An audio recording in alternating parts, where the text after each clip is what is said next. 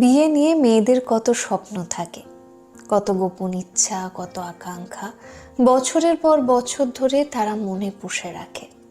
বিয়ের পর চুড়ি, শাড়ি, গহনা, খাট, বিছানা, আলমারি, নিজের সংসার এই সব কিছু পেলেও বিনিময়ে তাদের হারিয়েও ফেলতে হয় অনেক কিছু।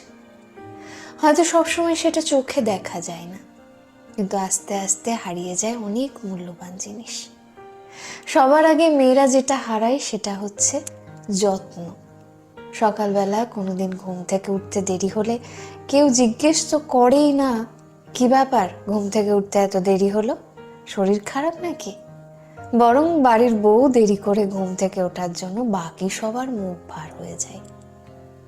ঠান্ডা গরমে প্রত্যেক বছর সর্দি কাশি তোকে ভোগায়, সাবধানে থাকবি বলে স্মরণ করিয়ে মেয়েটাকে দুর্দান্ত শীতের সকালে স্নান করে তবে রান্নাঘরে ঢুকতে হয়।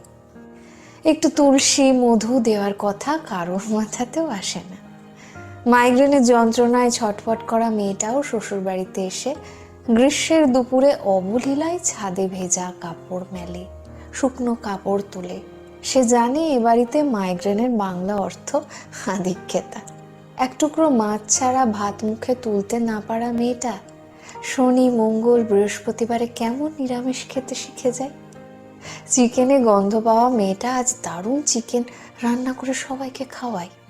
পেঁয়াজ কাটতে গিয়ে চোখের জল ঝরানো মেয়েটা আজ শিলনোড়ায় নিখুঁত বাটনা বাটতে শিখে গেছে।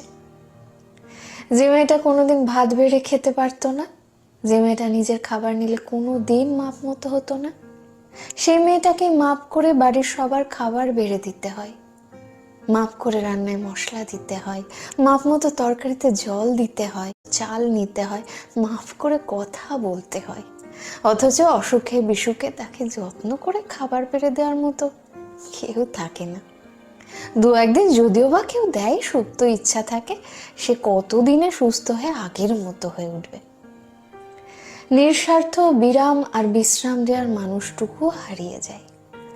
ঘন ঘন মুড সুইং করা মেয়েটিকেও এখন অন্যের মেজাজ বুঝে চলতে হয়।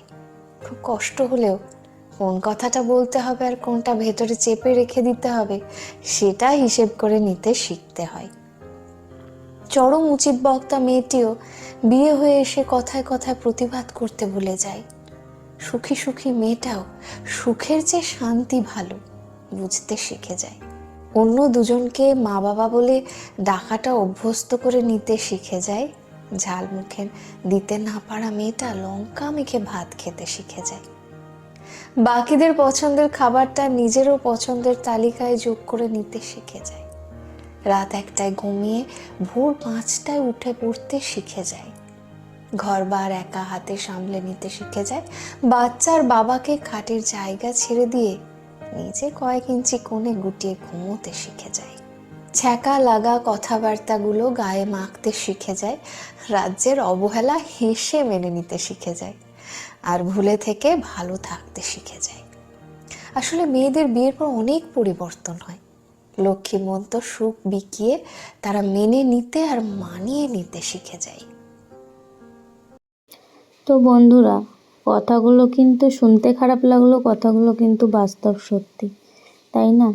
প্রত্যেকটা মেয়ের জীবনেই কিন্তু এই দিনটা আসে, আর প্রত্যেকটা মেয়েকেই এইগুলো মেনে চলতে হয়, করতে হয়। তো এটাই মেয়েদের জীবন। তো গল্প করতে করতে ওকে পুরো রেডি করে ফেলেছি। তোমরা দেখো, অবশ্যই জানিও ওকে কেমন লাগছে। আর একটা কথা, ভিডিওটি কিন্তু আমার 1 বছর আগেকার করা, আমি এখনও ছেড়ে উঠতে পারিনি, তাই তোমাদের সাথে শেয়ার করলাম। তোমরা বলো কেমন লাগছে। টাটা।